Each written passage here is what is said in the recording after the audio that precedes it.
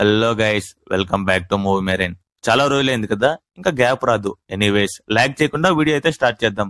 దేవర trailer అయితే వచ్చేసింది. Trailer మాత్రం బాగుంది, నాకు నచ్చింది. ఎక్స్పెక్టేషన్స్ ఎక్కువ అవడం వల్ల కొద్దిగా బీజిఎం డిసప్పాయింట్ చేయొచ్చు, కానీ మన అనిరుద్ధ్ మామ అయితే ఖచ్చితంగా మూవీలో డిసప్పాయింట్ చెయ్యడు అని నా నమ్మకం.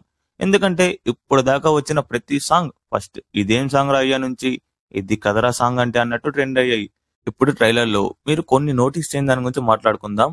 ఫస్ట్ అయితే డ్యూయల్ రోల్ అని ట్రైలర్ చూసిన వెంటనే తెలిసిపోయింది. తండ్రి భయపెట్టేవాడైతే కొడుకు భయపడేవాడు. అలా అని కొడుకేం పిరికివాడు కాడు. ఎందుకంటే ఇక్కడ చూడండి, ఈ సొరచాప్తోనే ఫైట్ చేస్తున్నాడు. ఇది కొడుకే అని ఎలా చెప్పానంటే, ఈ షాట్ లో చూడండి, వెనక సొరచాప్ ఉంది. దాన్ని మన చెన్నై ఎన్టీఆర్ ఒక్కడే ఒడ్డుకు లాక్కొచ్చేస్తాడు.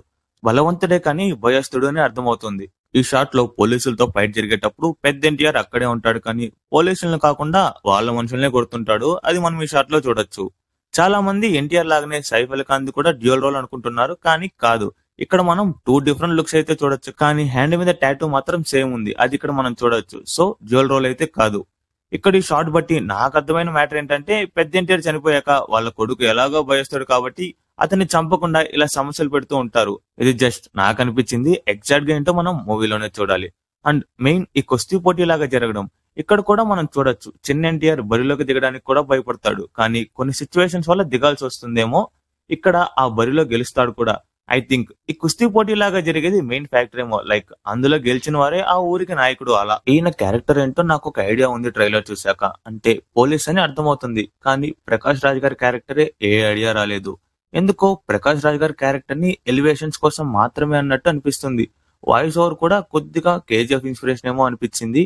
మేబీ డైలాగ్స్ కొద్దిగా ఫెమిలీగా ఉండడం వల్లేమో. హీరోయిన్ కూడా ట్రైలర్ లో పెద్దగా చూపిలేదు. స్టోరీ కూడా అంతగా ఏమి రివీల్ చేయలేదు ట్రైలర్ లో. ఇంకా బ్యాక్గ్రౌండ్ స్కోర్ అయితే అస్సలు బాగలేదు అని చెప్పే వాళ్ళకి నేను ఒక్కటే చెప్తా, ట్రైలర్ లోనే మొత్తం సినిమా చూపించాలంటే ఇంకా డైలాగ్ మీరు కంప్లీట్ చేసుకోండి.